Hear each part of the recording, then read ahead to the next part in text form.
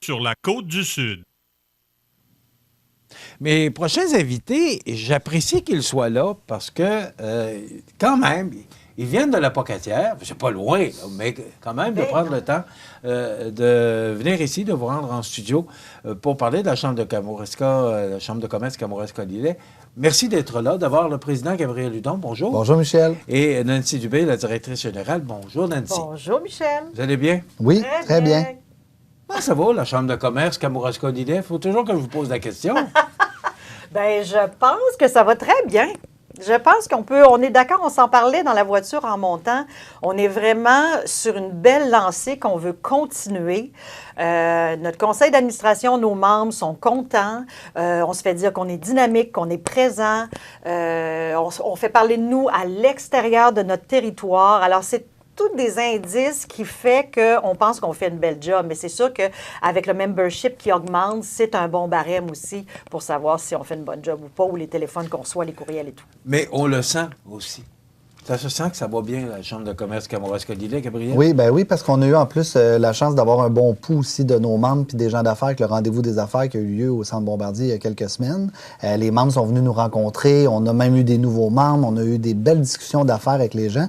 Puis on sent là, que le mouvement est bon puis est positif. Puis c'est le fun parce que je vous dirais que Nancy met beaucoup d'énergie, l'équipe au bureau aussi, puis le conseil d'administration. Là, on est très présent pour que la Chambre fonctionne bien. Puis c'est le fun de voir ces beaux résultats-là. Bon, vous étiez très impliqués, les deux chambres de commerce, parce que moi, je le dis souvent, là, la synergie qui existe maintenant entre les deux chambres de commerce, même la troisième de Rivière-du-Loup, dans le cadre du rendez-vous des affaires. Gabriel, est-ce que le rendez-vous des affaires a donné le résultat attendu par notre député? On ne l'a pas reçu encore depuis que l'événement s'est passé. Oui. Mais est-ce que l'objectif a été atteint? Oui, moi je vous dirais personnellement oui, autant pour la Chambre. J'ai vu beaucoup de gens là-bas qui étaient extrêmement contents. Même le député, je l'ai vu à quelques reprises, il était très content. Puis moi qui avais même un kiosque personnel avec mon entreprise là-bas, je suis extrêmement satisfait aussi des retombées de cet événement-là. Fait que je pense qu'on a touché dans le mille avec un événement comme ça sur le territoire, surtout de rassembler là, toutes ces MRC-là ensemble pour faire un événement commun. C'était vraiment un succès. Là.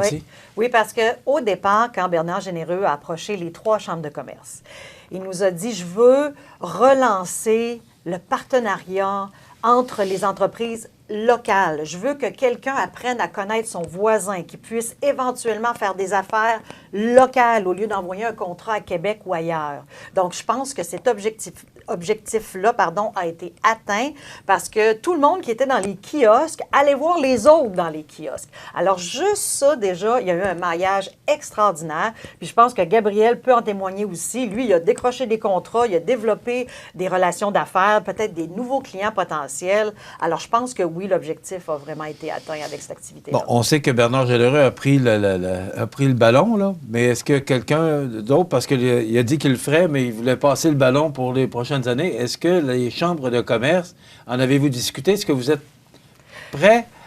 prêtes, les chambres de commerce? C'est beaucoup d'ouvrages, Michel. Oui, hein, c'est beaucoup. C'est tout un... Étant donné que nous, les DG des trois chambres, on est pratiquement toute seule dans nos bureaux pour la permanence. Donc, on n'a pas de ressources. Si on prenait cet événement-là à bout de bras, je pense qu'il faudrait encore une fois engager une, même deux ressources pour cet événement-là où on fait un événement avec une envergure plus, comment je pourrais dire, moins grande, mais pas moins bonne, mais juste un petit peu moins d'activité pour être capable de supporter l'événement. Parce que les chambres de commerce, comme tu le sais, là, on n'a pas des grosses équipes. Alors oui, on pourrait s'occuper de la promotion, encore une fois, puis d'en parler, puis, mais pour ce qui est de l'opérationnel, l'organisationnel, la logistique, ça va prendre une équipe. On sait qu'il y avait une permanente pour organiser, là, c'est Amélie Martineau qui était à... Et ça prenait une personne comme ça qui est spécialisée dans les événements. On va parler justement, parce que vous êtes venu ici pour nous parler des événements pour nos entreprises exportatrices. Donc, on parle de nos entreprises. Moi, je trouve que cette rencontre-là du rendez-vous des affaires, mais là, on parle des entreprises exportatrices dans la région Corex. Oui, Corex. En fait... Je m'excuse, mais il me semble que je suis dans le monde de l'information assez depuis longtemps. je ne connais pas Corex. Qu'est-ce que c'est exactement? Corex, les grands exportateurs, c'est un branding, si vous me passez l'expression, qui a été propulsé par la Fédération des chambres de commerce du Québec. C'est un événement qu'ils font depuis plusieurs années en collaboration avec les chambres de commerce dans différentes régions. Et là, encore une fois, tu vas être content, Michel, parce qu'on fait cet événement-là en collaboration avec Montmagny et Rivière-du-Loup. Okay. Mais ça va avoir lieu à la Pocatière parce qu'étant donné qu'on est dans le milieu mais oui, mais là, du territoire, c'était plus rendez-vous facile. des affaires à la Pocatière. On a des belles places. Vous accueillir à Montmagny, vous savez. Ben oui, je le sais, mais là, on dirait que ça a donné que c'était dans le milieu. On est dans le milieu, c'est ça qui fait que c'est pratique. Puis c'est encore au Centre Bombardier le 29 novembre. Et c'est quoi cet événement-là? Et là, on cible nos membres et les entrepreneurs exportateurs avec les États-Unis. Donc, on fait venir, croyez-le ou non, en collaboration avec la Fédération, une dizaine d'experts en exportation avec les États-Unis.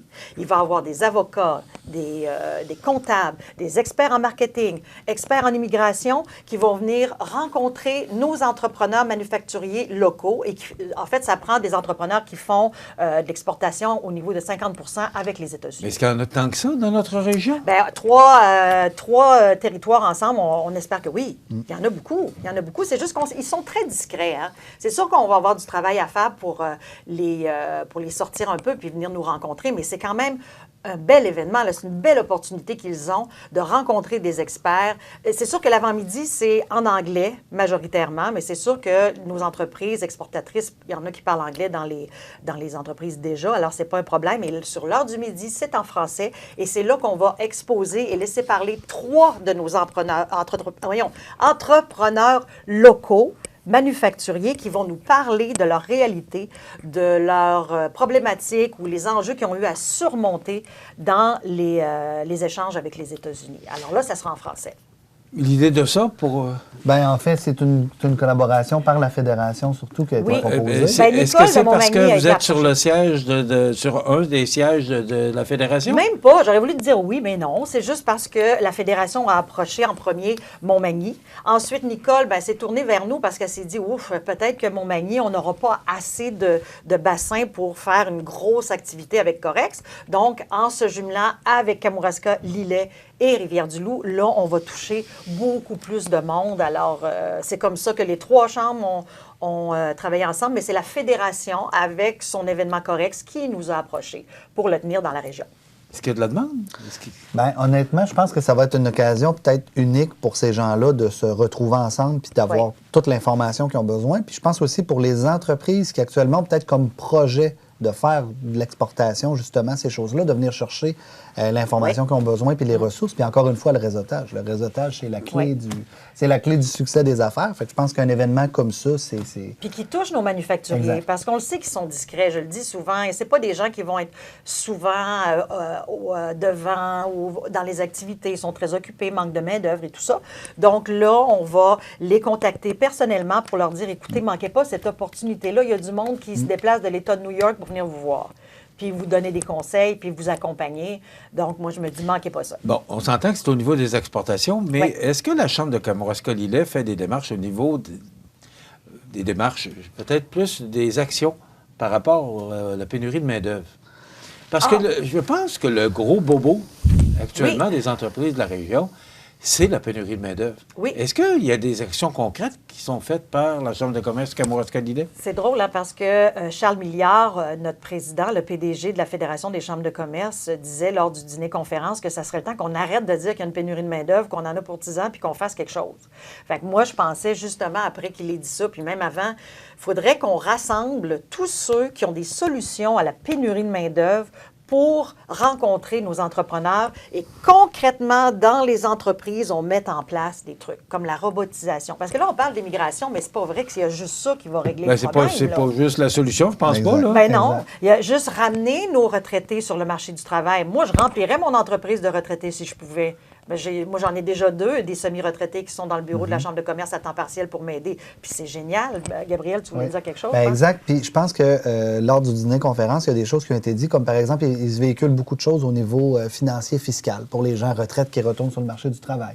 Il y a des choses qui sont vraies, il y a des choses qui ne sont pas vraies. Fait que je pense qu'on est dû pour une rencontre complète avec les acteurs, puis aussi avec les élus. Fait qu'autant fédéraux que provinciaux, là, pour voir un peu ce qui peut être fait par les gouvernements. C'est quoi les solutions? C'est quoi les outils qui sont à la disposition des entreprises? Puis aussi au niveau fiscal. C'est quoi qu'il faut bien expliquer à nos employés qui veulent revenir sur le marché du travail. Tu sais, qu'on ait vraiment, là, je pense qu'il faut vraiment être en action maintenant, pas juste en parler. Dire qu'on est en pénurie de main-d'œuvre, il faut agir. C'est ça. Je pense que c'est un dossier que les chambres suivent avec grande attention, puis ça fait aussi partie des nombreux projets qu'on a de faire des rencontres comme ça. Il faut que le gouvernement mette la main à la pâte, là, parce que nous, on a bien beau pousser. C'est eux autres qui ont le gros bout du bâton pour nous aider. Mais c'est un bon point que vous apportez. Est-ce que les chambres de commerce font des démarches? Les retraités disent, moi, je n'irai pas travailler pour donner ça à l'impôt. Est-ce qu'il y a des démarches qui sont entreprises là-dessus afin que le gouvernement puisse trouver un programme pour dire, si les retraités retournent au travail, les retraités qui, depuis quelques années, aimeraient ça une journée, 2 ou 3, parce que ce sont des gens d'expérience, mais les programmes d'impôt font qu'ils donnent quasiment, en tout cas, c'est ce qu'on nous dit, qu'ils donnent majoritairement l'impôt sur temps qu'ils font. Est-ce qu'il y a des démarches qui sont faites par les chambres de commerce à ce niveau-là? Je te dirais, Michel, que par la bouche de la Fédération, il y a beaucoup de solutions qui sont présentées par la Fédération au gouvernement. La Fédération est très, très proche du gouvernement, organise des rencontres et tout ça. Alors, ils nous entendent. Nous, c'est de faire du lobby. Nous, c'est de passer le message puis de pousser sur les dossiers. Mais oui, effectivement... Ce que je comprends, c'est qu'ils vous entendent. Oui, mais... Oui, c'est long. Mon Dieu, c'est long. Est-ce que c'est ça que je vais comprendre? Ça ne bouge pas aussi vite qu'une chambre de commerce. Non, hein? Oh, mon Dieu. Nous autres, on se revire sur un 10 sous. Hein? Puis c'est vrai, je vous le dis. Oui. Puis la Fédération, avec le président qu'on a aussi, il niaise pas. Mais tabarouette, des fois, à l'autre bout, là, c'est comme tu sais, c'est une vitesse en plus, avec une campagne électorale. Exact. C'est ça. Mais oui, vous pouvez voir dans les médias, Charles Milliard est souvent à LCN, souvent à Radio-Can pour présenter les solutions. Il ne fait pas juste dire, ou les recommandations. Il ne fait pas juste dire on est en pénurie de main-d'œuvre. Ils sont très concrets. Ils représentent ce que les chambres de commerce... Mais je comprends, Nancy, mais on est en pénurie de main-d'œuvre. Oui. Et on nous dit que ça peut aller jusqu'à 2030. Oui, vous avez raison qu'il faut trouver des solutions, mais la réalité est là. Oui, mais on la sait, là. C'est ça. Il faut être en action. Puis nous, à toutes les fois qu'on rencontre un élu ou peu importe, on se fait... Quand il nous demande c'est quoi les dossiers prioritaires, c'est ça. Puis on pose des questions, puis on essaie de faire bouger. On va laisser la campagne électorale à terminer. On va laisser tout le monde s'installer, puis après ça, on va évidemment... Et on a une nouvelle élue aussi, un nouveau député provincial. Donc, on verra bien ce qui va se passer. Il va être au courant qu'on est là. Exact. Il reste quelques minutes pour parler de ce traditionnel vin et fromage qui aura lieu au mois de janvier prochain. Oui, ça fait quoi, 3 ans? Vous êtes audacieux. Comment ça? D'organiser un tel événement en plein mois de janvier. Pourquoi avoir choisi le mois de janvier? Ça a toujours été la date à peu près du vin et fromage au mois de janvier. Parce qu'il peut y avoir des tempêtes, il peut y avoir tout ça. Mais c'est pas arrivé. Ça a tellement bien été les dernières années. Puis la fin janvier est comme un moment idéal après la période super achalandée des fêtes pour la plupart des membres des entreprises. On sort un peu des vacances, les gens qui vont en voyage, puis on arrive, c'est comme si on partait le restant de la saison hivernale. Fait que 28 janvier 2023, à la Pocatière. On a choisi donc le Centre Bombardier pour faire l'événement. On est en train de finir de concocter tous les détails. Fait que bientôt, nos membres vont recevoir leur infolette avec les détails pour devenir partenaires financiers de notre événement. Parce que chacun des événements de la Chambre, on offre une grande place à nos membres pour devenir des partenaires privilégiés de l'événement pour leur visibilité. Invité, Michel, là. Oui, mais vous soyez là en personne. Samedi 28 janvier 2023. Ah, c'est le 28 janvier? Oui. C'est une activité de financement, on se comprend. Oui, aussi. Est-ce que c'est l'activité majeure ou c'est le tournoi de golf? C'est les deux. Ça, c'est les deux grosses, là. Deux majeures. Jusqu'à ce qu'on invente une nouvelle. Oui, c'est ça. Pour l'instant, c'est les deux grosses activités de financement. Et comme on le rappelle souvent, on n'a pas de subvention, hein? Non. Fait que c'est votre façon de nous dire, vous faites une bonne job, puis on va vous encourager. Fait qu'on va acheter des tickets. Monsieur le Président, comment va la Chambre de commerce Kamouraska-Lillet financièrement? Ça va bien, honnêtement, ça va bien. On est extrêmement contents. Nos dernières activités ont eu un très, très bon succès. Puis je dois le dire, là, notre conseil d'administration, là, on fait vraiment une saine gestion de la Chambre. On a des gens qualifiés sur notre conseil d'administration. Tu sais, on a vraiment des comptables puis des gens qui savent comment ça fonctionne au niveau des chiffres.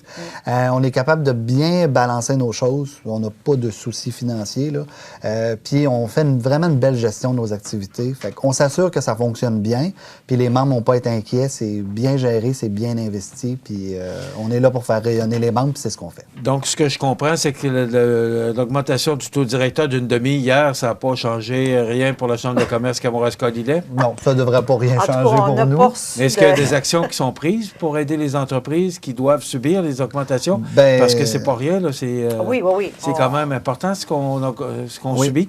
Est-ce que vous entendez des pleurs et des grincements de dents? Là, j'ai pas eu le temps encore cette semaine de faire le tour des membres parce qu'habituellement, je me promène un petit peu. Puis cette semaine, j'ai vraiment pas eu le temps de sortir. Puis ça a été annoncé il n'y a pas très longtemps. Fait que je vais aussi, dans les prochaines semaines, discuter avec les membres puis voir aussi les problématiques. Puis Nancy a la chance de leur parler aussi régulièrement. Fait qu'on essaye d'avoir... C'est sûr qu'on va être là. C'est ça. À chaque fois, nous, on est groundés sur les besoins de nos membres. Un coup de téléphone, un courriel, ou même, des fois, on n'a pas besoin. On voit la problématique et c'est sûr qu'on agit là.